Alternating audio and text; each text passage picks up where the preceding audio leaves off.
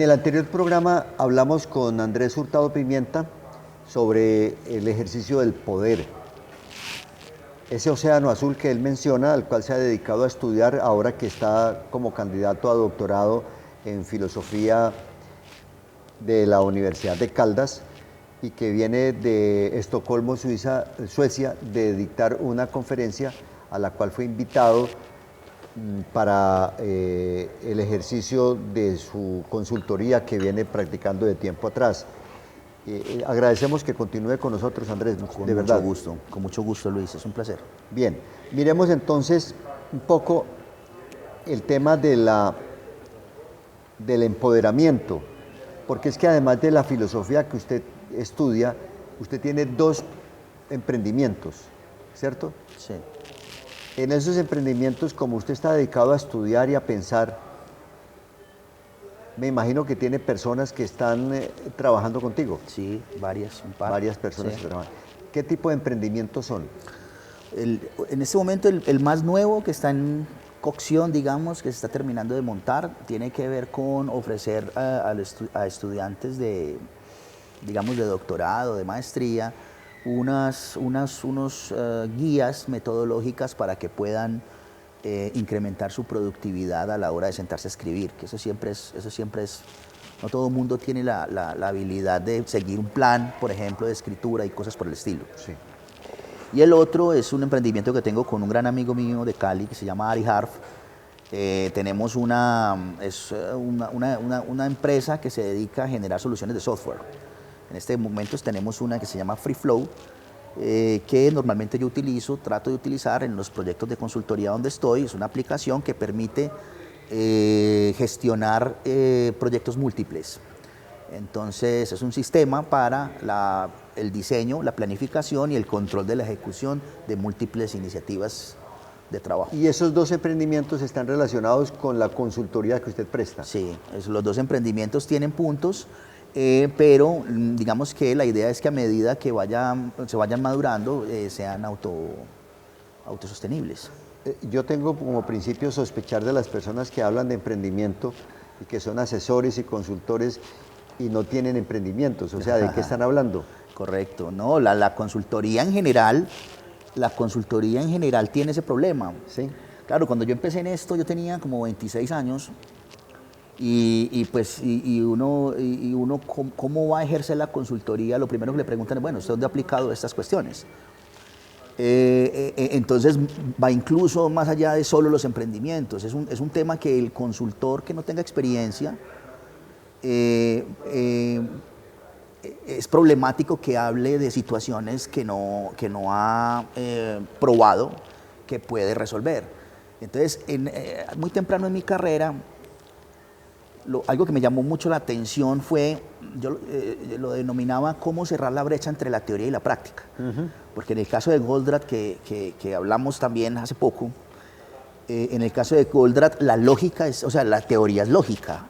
Uno escucha lo que hay que hacer, uno escucha el cuento y uno dice, bueno, eso tiene sentido. Pero hay una brecha entre ese sentido y la adaptabilidad práctica de las condiciones específicas de esa teoría en la realidad. Y ese hueco hay mucha gente que no lo llena. Entonces hablan muy bien teóricamente, pero a la hora de decir, bueno, remánguese la camisa y camine, metámonos a la planta de producción. Como suele decirse, que del dicho al hecho hay mucho trecho. Sí, sí. Vamos a una pausa y regresamos con Andrés Hurtado Pimienta para hablar sobre el tema que habíamos propuesto en el programa anterior del sometimiento como eje de poder. Sí. Soñamos con un mundo cada día más limpio. Y poco a poco, más personas se unen a este sueño. Un sueño con energías limpias. Energía de Pereira, una empresa que inspira sostenibilidad.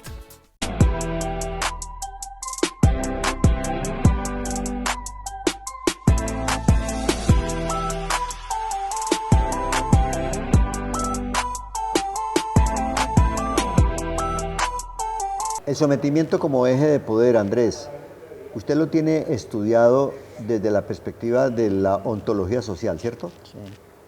Sí, y en el ejercicio de la consultoría es muy común que en las organizaciones, que el poder que experimenta un gerente, el poder que representa un gerente, dudo porque me quedé pensando en lo que me contabas de Napoleón ahora, pero el asunto es el poder que experimenta un gerente, que se le otorga, ¿sí? Se ejerce a través del miedo. Sí. ¿Sí? Si usted es un gerente general, si usted es un gerente financiero, si usted es un gerente de cualquier área de la organización. Los subalternos tienen temores. Sí, entonces la gente no habla. Por el ejercicio del poder y Así terminan es. en un comité de aplausos. Lo Así habíamos es. conversado antes Sí. de esta grabación y cuando menciona Andrés el tema de Napoleón fue por una anécdota que le conté de una historia que cuentan de Napoleón Bonaparte, que era el más poderoso hombre de Europa en su tiempo, y pues a principios de los años de 1800 él tenía todas las fuerzas de poder concentradas y más de 30 ministros, y llegó tarde a una reunión, y cuando llegó a la sala encontró que en la cabecera de la mesa estaba sentado uno de sus ministros, quien apenas vio al gran emperador Napoleón se puso de pie, ofreció disculpas, y el Napoleón le dice: no, quédese ahí tranquilo. Dice: no, es que este es su puesto, señor, diciéndole a Napoleón. Dice: no, ese no es mi puesto está donde estoy yo. ¿Dónde estoy yo? Así ¿Sí? es. Donde yo ejerzo el poder, o sea, se ejerce el poder no por la posición. Esta teoría es muy interesante, Andrés, porque desde el punto de vista práctico, yo encuentro que las mesas redondas donde uno se reúne con los subalternos, o los subalternos o el jefe con uno, las mesas redondas son un simbolismo de democracia total, ¿cierto? Absoluto. Sí, porque no hay una cabecera propia. Absoluto. Está la cabecera donde están las ideas. Absolutamente, absolutamente. Y volviendo al tema, o sea, todos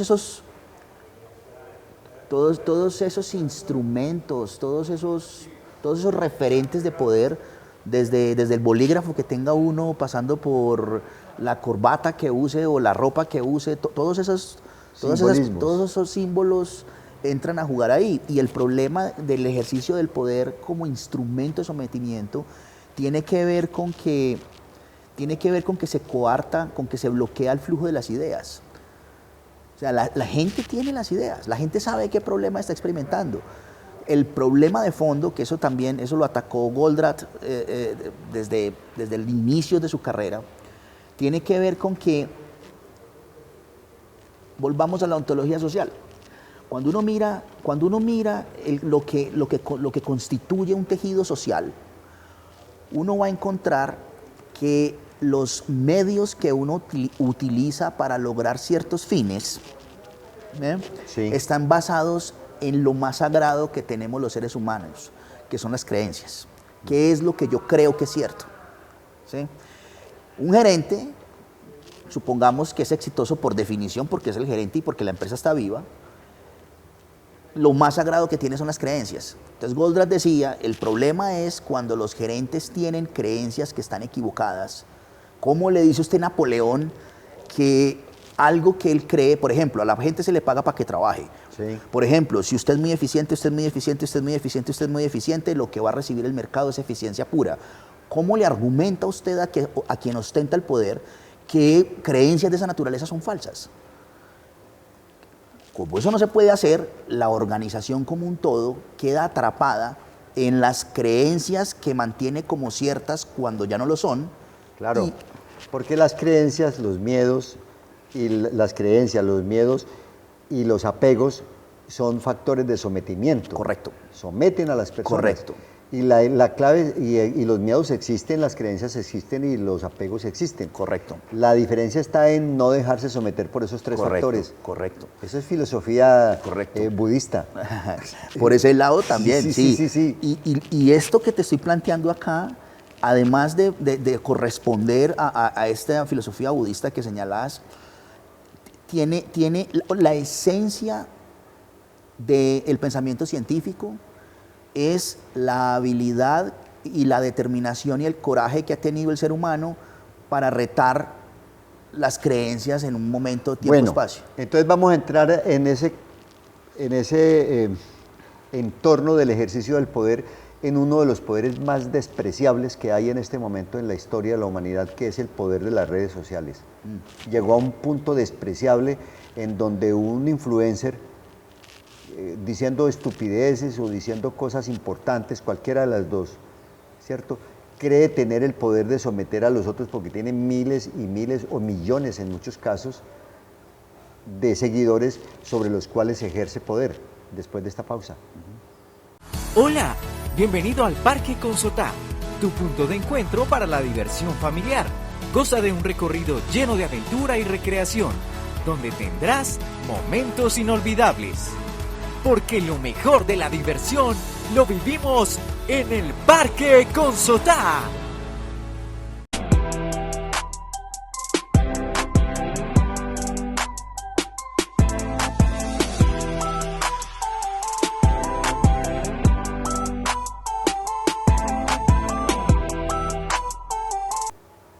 Andrés Hurtado Pimienta, el poder ejercido a través de las redes sociales, los famosos cuentos de los influencers.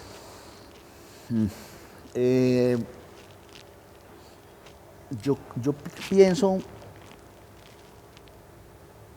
pienso que nosotros estamos transitando de una época de hiperinformación, donde estábamos agobiados, teníamos el mundo en un celular, ¿sí?, o lo tenemos, Sí.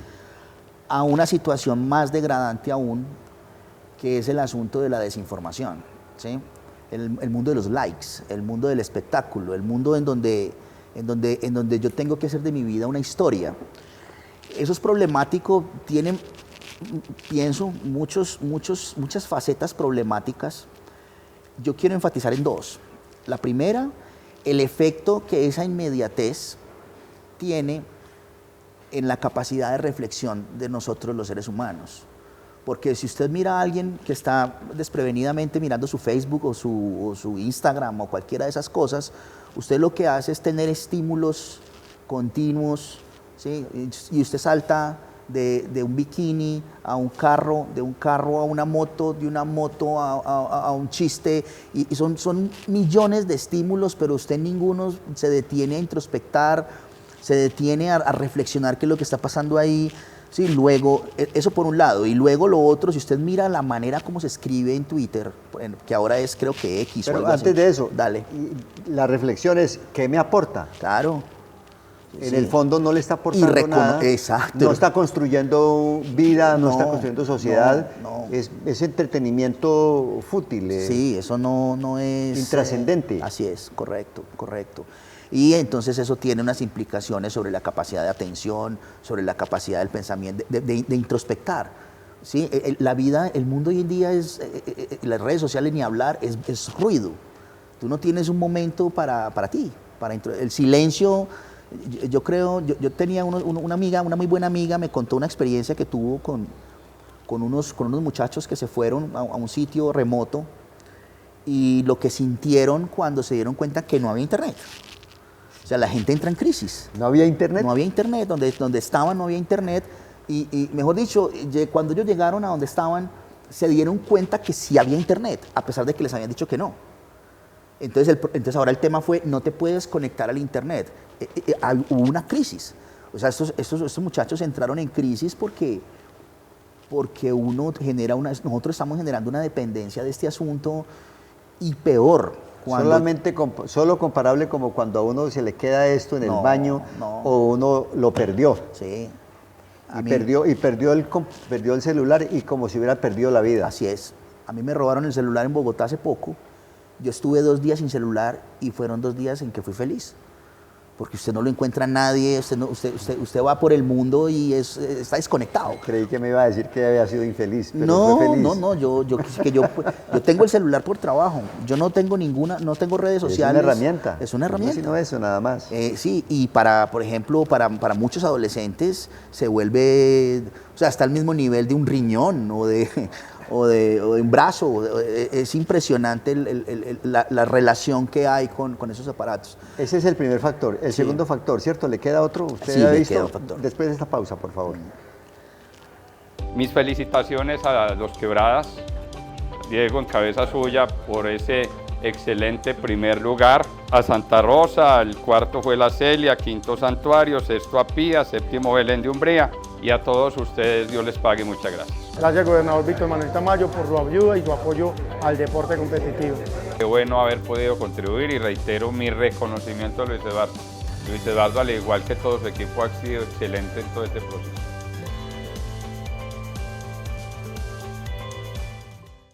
¿Cuál es el segundo factor, Andrés? Bueno, el segundo factor tiene que ver con la capacidad de introspección, que uno presupone que uno todo lo encuentra ahí. Yo ni quiero imaginarme lo que va a suceder o lo que está sucediendo con el asunto de la inteligencia artificial, porque entonces nosotros qué tipo de civilización estamos preparando. Estamos preparando personas que incluso aspiran a monetizarse. Ya ese verbo es un verbo común, el monetizar. Todo por la plata. Todo, sí, y a través de TikTok yo puedo monetizar, creo que es TikTok, hay uno que no. Me parece que es YouTube, que uno puede monetizar, y el otro creo que es Instagram. Y Facebook también puede monetizar. Imagínense. Entonces, claro, además, como si fuera poco, si yo me proyecto de alguna manera en las redes sociales, puedo hacer dinero. Eso es muy problemático, yo creo.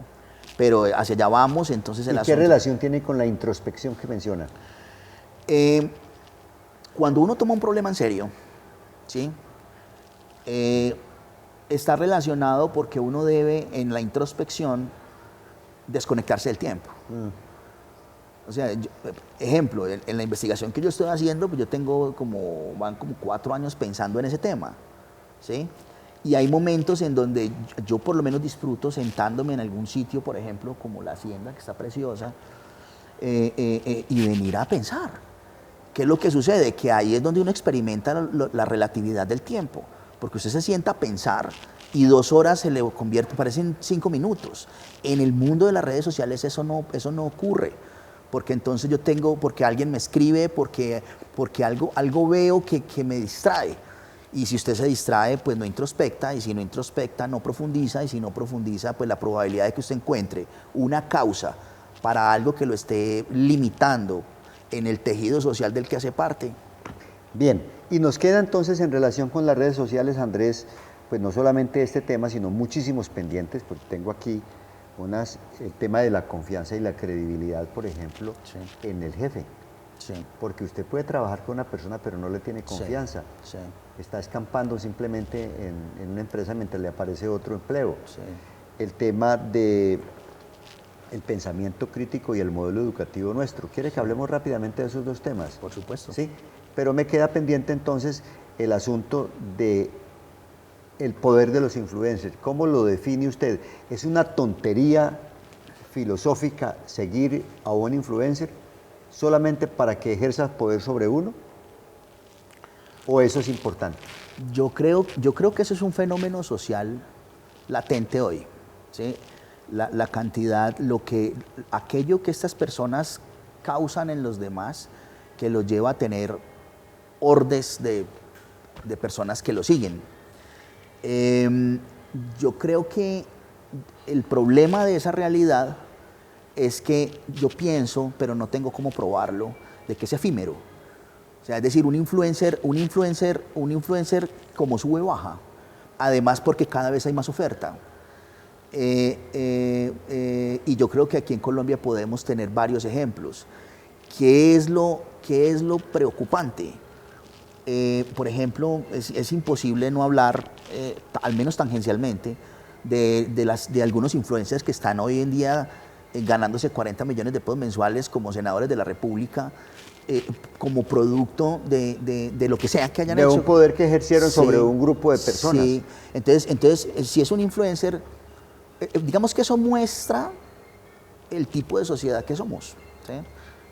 Eso es un reflejo de lo que somos. De lo que somos, como así sociedad. es. Correcto. ¿Cierto? Correcto. Y de lo que somos un poco, como decía Bauman, como sociedad líquida. Así que es. nos vamos acomodando a Así las es. cosas que se nos van Así presentando y carecemos de capacidad de reflexión Así es. y de reacción. Así es. ¿Cierto? Sí, vamos aceptando las cosas Así como es. son. Así es. Bien, el tema del pensamiento crítico y el modelo educativo, que creo que es parte de lo que estás estudiando. Sí. Sí, yo me dedico a formar gerentes, a trabajar con equipos directivos que quieren entender cómo ejercer el poder en su organización, cómo identificar las creencias que los están bloqueando para luego tratar de a partir de la redistribución del poder, de las relaciones de poder, superar esas creencias, adoptar otras que sean más útiles. El poder con y no el poder sobre. Y no el poder sobre, correcto. Entonces eso imperativamente, eso genera como condición necesaria el hecho de que uno tenga una cierta capacidad de reflexionar lo que ocurre. Entonces eso inmediatamente lo lleva a uno a los modelos educativos. Pero suena muy extraño, porque yo sí soy el dueño de este museo, de este centro cultural que es, Hacienda Castilla, que es propiedad de Amparo Jaramillo, una gran amiga. Pues yo soy la que mando, yo soy Amparo Jaramillo, yo soy la que mando, y yo digo qué es lo que hay que hacer, pero ella ni siquiera está aquí, casi ni viene. Sí. O sea, ella empoderó. Sí. Y la gente que está aquí cuida esto, ama esto, respeta esto. Sí, sí. Por ejemplo, yo no conozco cómo funcionará la gerencia de este sitio a fondo, pero lo que sí te puedo decir es que este sitio debe tener un propósito. Ajá. Y debe haber alguien que esté velando por demostrar que como organización, es decir, como tejido social, se están acercando a ese propósito. Y para hacerlo, se sigue lógicamente que deben estar experimentando en estos momentos situaciones que los bloquean para llegar a ese propósito. Y el propósito tiene que ser un propósito superior. Sí, claro. Que era la filosofía, no sé si lo conociste, Alfredo Hoyos Masuera, el creador de Frisbee. No. Él hablaba siempre de los propósitos superiores. Y una vez le dije yo, Alfredo, ¿por qué en Pereira y en Colombia se han propalado y hay un reguero de almacenes y de tiendas que venden el pollo frito, como usted lo creó en Colombia? Sí. Es pionero del pollo frito Frisbee. Sí.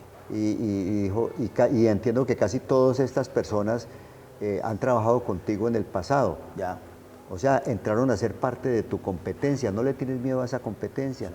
Y Alfredo Hoyos decía, pues con esa serenidad que se gastaba, tranquilidad de monje tibetano, decía, es que en Frisbee no trabaja la gente para que sea esclava mía, ellos trabajan también para aprender. Y cuando aprenden, a mí me da mucho gusto que salgan a generar riqueza. Sí. Era una manera de ver la vida de Alfredo Hoyos Masuera. Sí, eso está completamente alineado con lo que hemos conversado. Por eso Frisbee, me imagino yo que es Frisbee, porque tiene ese ADN en donde democratizar las ideas es lo que hace que prosperen. Y te cuento esta. Hay en Pereira una empresa que se llama Pancracio, por allá por los lados de... Eso está arriba de Corocito, ya, ¿cierto? Y trabaja con pan artesanal y cosas de estas por el estilo. Y un día cualquiera yo fui a comprar el pan y cuando miré hacia el mezanín estaba Alfredo Hoyos, se había sentado tomándose un café. Yo no recuerdo exactamente cuál es el nombre del propietario de Pancracio, y después con los días le pregunté que si era que Alfredo era cliente, él dijo, no solamente mi cliente, es mi amigo. Él me facilitó unos hornos para... O sea, se iba a asesorar otros emprendimientos, porque le gustaba que la gente creciera. Claro, claro. Personaje inolvidable, increíble, Alfredo Hoyos Masuera, que en paz descanse. Y es ahí donde llegamos a los propósitos superiores. Sí, sí, toda organización, toda institución social humana tiene que estar, para que sea perdurable, tiene que tener siempre un propósito mayor. Y como se trata de un propósito, es decir, de un logro que uno espera tener, pues evidentemente está implícito el hecho de que donde está hoy, hacia donde quiere ir, hay una brecha, hay un espacio que cerrar. Ese espacio se cierra, ese es el espacio que se puede cerrar mediando con el poder ¿sí? Tratando de entender qué es lo que nos impide llegar allá, para luego decidir cómo redistribuir las relaciones de poder en los diferentes roles con el propósito de hacer que el sistema, eso se llama que el sistema oscile en un nivel superior de desempeño. Y en ese camino, en esa ruta, ¿qué papel juega la ontología social? La ontología social no es otra cosa sino entender cómo es la estructura lógica que constituye la organización, ¿sí? Cómo es el tejido social. ¿Que es distinto de una empresa y de una organización social a otra? Sí, claro, sí, porque las creencias son distintas. Entonces, y las personas no son las mismas. Y las personas no son las mismas. Entonces, eso, por ejemplo, ahora que lo pones en esos términos, es muy común en las organizaciones el envidioso, ¿no? El que ve que el otro compró una máquina, entonces va y la compra. O el que ve que aquí él contrató a tal persona y va y contrata. Y eso no funciona así porque es que cada organización tiene una huella. Cada organización tiene una dinámica, un ritmo. Y ese ritmo, esa dinámica la da la manera como interactúan los seres humanos ahí. Y eso exige un estudio, un análisis previo. Sí, claro, sí. Sí, y esos análisis, o sea, los problemas que experimentan las organizaciones son similares. El punto es, cuando yo voy a adaptar una solución tecnológica o técnica, de dura o blanda, independientemente de lo que sea, la gracia está en el proceso de adaptación. Por eso me llamó mucho la atención el comentario que tú hacías acerca de un consultor que te hable solo de la teoría, no es suficiente, tiene que ayudarte a adaptar el conocimiento tecnológico técnico a la realidad, porque de lo contrario esa brecha, como estás retando creencias, necesitas un acompañamiento. Si fuera a cambiar un bombillo, pues tú no necesitas un acompañamiento. Instrumentar todo. Exactamente, entonces se necesita el análisis en donde los problemas son más o menos similares, pero el verdadero valor agregado se da en cuanto a la compañía que tú buscas para esa transformación te acompaña a cerrar la brecha completamente. Como en todo proceso creativo. Como en todo proceso creativo, así es. Él es Andrés Hurtado Pimienta, quien ha concedido este espacio a Puntos de Vista como programa de líderes de opinión. Él es un líder en la formación de organizaciones dinámicas que tienen unas metas y unos propósitos superiores. Se ha dedicado como en su fuente ingeniero industrial y después como maestría en filosofía y ahora en su candidatura a doctorado en filosofía con énfasis en la ontología social. Agradecemos tu presencia, tu tiempo, que es muy valioso. Muchas gracias, Luis, es un placer conocerte. Igualmente, a Andrés Hurtado Pimienta y a la amable audiencia, teleaudiencia de Puntos de Vista, muchísimas gracias por la credibilidad y la confianza, que son dos factores importantes y fundamentales en el periodismo de hoy.